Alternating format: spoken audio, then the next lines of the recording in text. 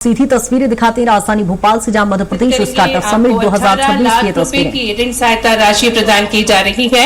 Nature detox overseas से सुश्री दीक्षा पटकर हमारे साथ मंच पर हैं। आपको एंटरप्रेन्योर इन रेजिडेंस सहायता के अंतर्गत 10,000 रुपए की राशि प्रदान की जा रही है। बांस, नीम, कॉर्क से बने केमिकल फ्री उत्पाद आप निर्माण करती हैं।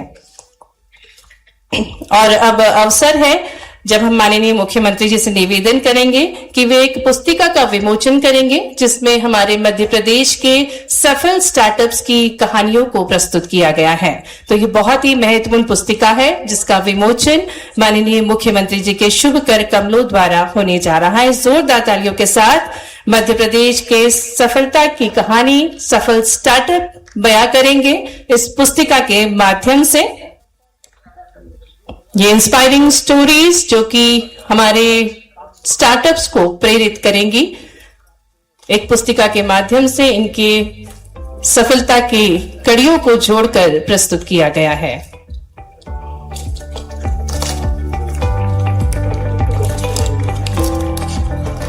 जोरदार तालियों के साथ हम अभिनंदन करें इस महत्वपूर्ण पुस्तिका का।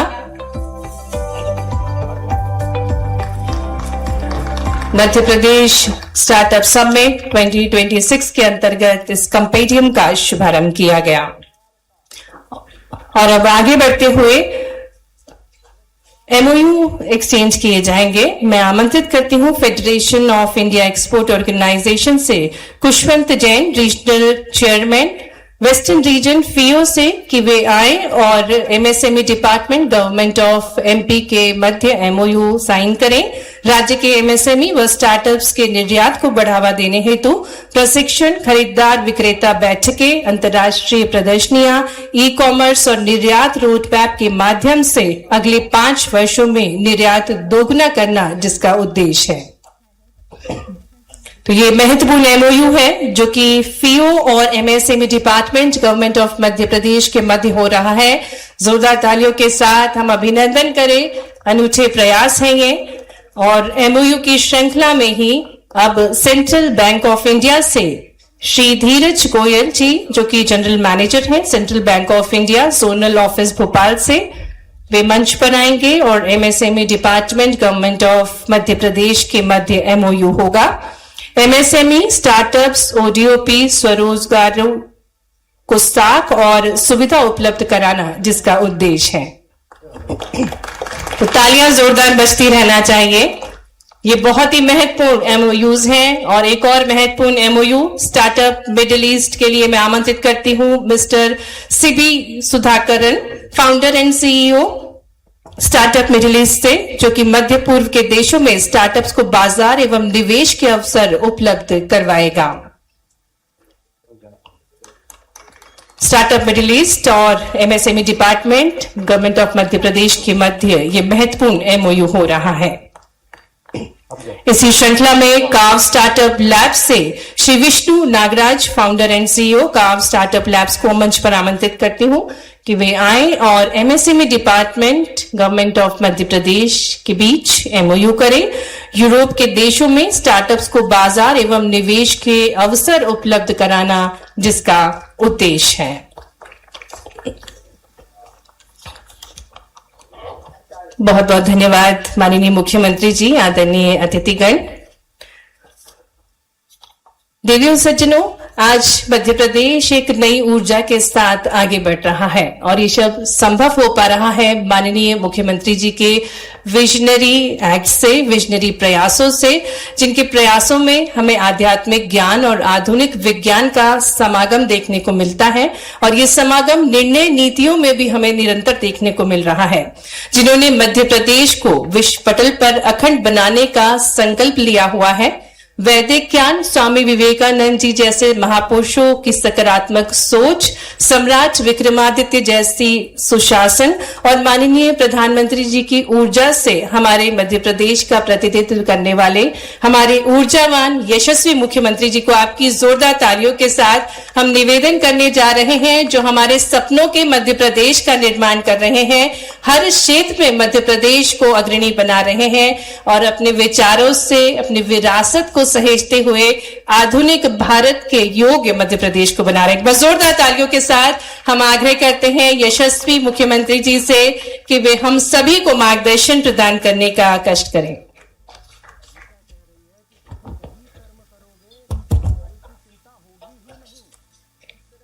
मध्य प्रदेश स्टार्टअप समिट के इस आयोजन में मंच पर विराजमान माननीय मंत्री श्रीमान चैतन्य कश्यप जी, इस अवसर पर माननीय सीएस अनुराग जी,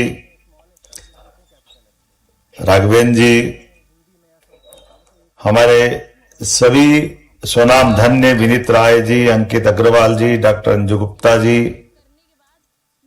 अनुराग असाटे जी, अनुभव दुबे जी, सुश्री अदिति चौरसिया जी, डॉक्टर मयूर सेठी जी, महावीर प्रताप शर्मा जी, खुशवंत जैन जी, प्रदीप करमवेलकर जी, आनंद सकलेचा जी, डॉक्टर अभय सिन्हा जी, सुश्री अर्चना जहांगीरदार, दिलीप कृष्णन जी, सावन लड्डा जी, मनीष दबकरा जी, सुश्री शाना चौहान जी और इस सभागार में मौजूद सभी स्वनाम धन्य महत्वपूर्ण हस्तीगण, आप सबको नमस्कार कर रहा हूं, आपको प्रणाम कर रहा हूं, अभिनंदन कर रहा हूं।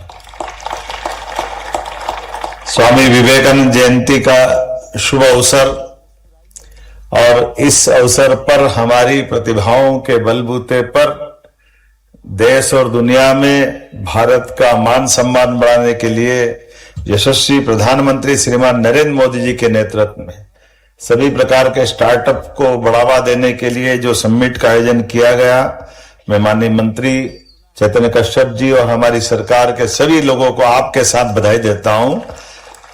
2 दिन का ये हमारा एक तरह से मेला वाकई अद्भुत है और खास करके युवा साथियों के द्वारा इस समिट में जिस प्रकार से देश के दिल मध्य प्रदेश में अपनी प्रतिभाओं के प्रदर्शन का अवसर लेकर के ये गौरवान्वित करने का मौका दिया।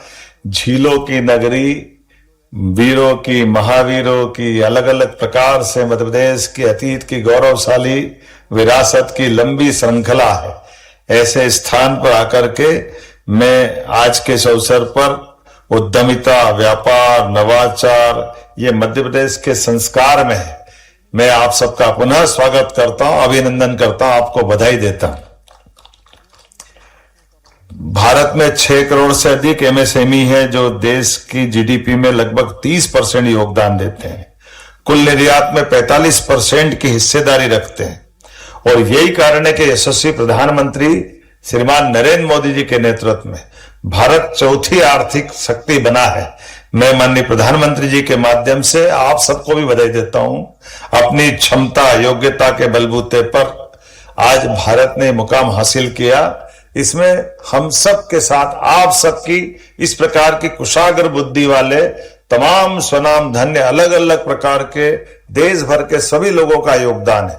मैं जब आपसे बात कर रहा हूं तो सच में मैं अतीत के वो कुछ घटनाक्रम भी याद करते देख रहा हूं। आपको अंदाजा होगा इस बात का, हमारे यहाँ एक बहुत बड़े वैज्ञानिक हुए सर जगदीश चंद्र बसु। उनका अपना नाम, उनके अपने काम और उनकी अपनी सोच। यद्यपि ये बात सही है कि सर जगदीश चंद्र बसु को हमारी अपनी पौधों की संवेदनशीलता के बलबूते पर उनको स्वयं को भी इसमें पुरस्कार मिला था कि हाँ, हमारे पौधों में भी प्राण होते हैं, पौधों के अंदर भी जान होती है और पौधे जहर को महसूस करके पीछे हटते हैं।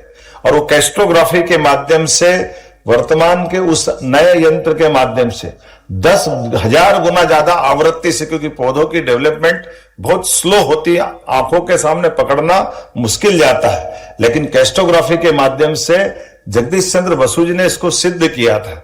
लेकिन केवल इतना ही नहीं था, इसके अलावा भी उनके माध्यम से 1895 में रेडियो तरंगों के लिए खास करके ये जो माइक्रोवेव का जो कलकत्ता के अंदर टाउन हॉल में उन्होंने डेमोन्स्ट्रेशन किया, बाद में मार्कोनी ने उसको अपने पास रखते हुए बाद में नोबेल पुरस्कार भी लिया। लेकिन ये मूल योगदान अगर किसी का था तो जगदीश चंद्र बसु जी का था।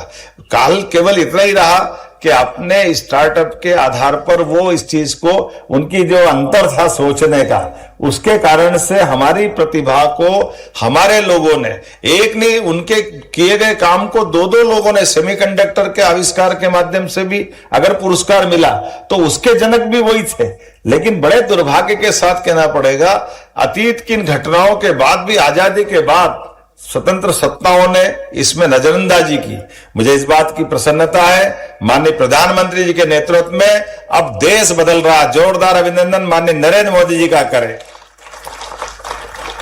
जिनके माध्यम से हमारे सभी प्रकार की रिसर्च को प्रोत्साहन देते हुए, स्टार्टअप को प्रोत्साहन देने के लिए 2022 में मध्य प्रदेश में इंदौर से एक पोर्टल लॉन्च किया था, इसी विभाग के माध्यम से। पहले हमारा विभाग भी इसके मामले में सरकार के लिए जो मूल काम थे वो अपने जन उपयोगी, जनहितैषी, लोक कल्याणकारी, जनहितैषी योजनाओं में, हितग्राही योजनाओं में काम करते थे।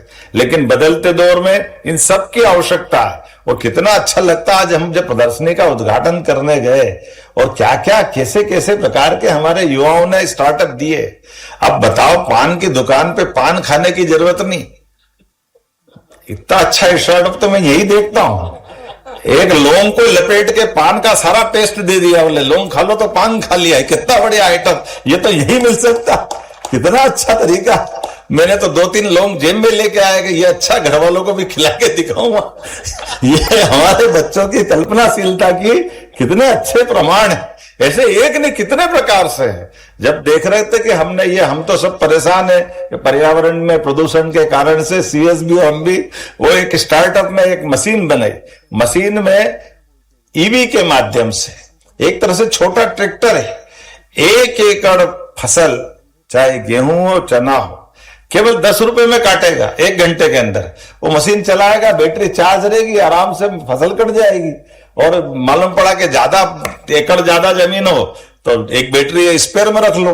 अब ये कितने छोटे छोटे चीजों में काम निपट रही, जब इसके कारण से वो जो हमारी नरवाई जलाने की जो संकट रहती है वो नीचे जड़ से ही काट देगा।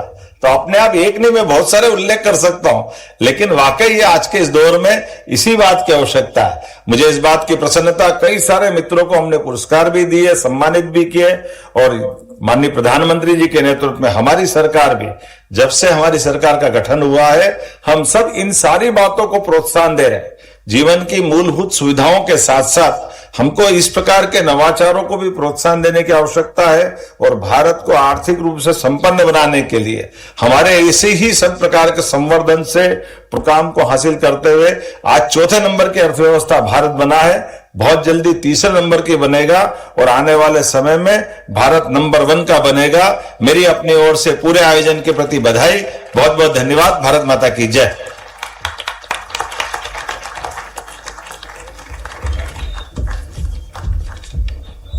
धन्यवाद माननीय मुख्यमंत्री जी, आपके प्रेरक विचारों के लिए, आपकी दूरदृष्टि के लिए। और अब मैं आभार प्रस्तुति करने के लिए निवेदन करती हूं आदरणीय आयुक्त MSME श्री दिलीप सिंह जी से कि वे आभार प्रस्तुत करें।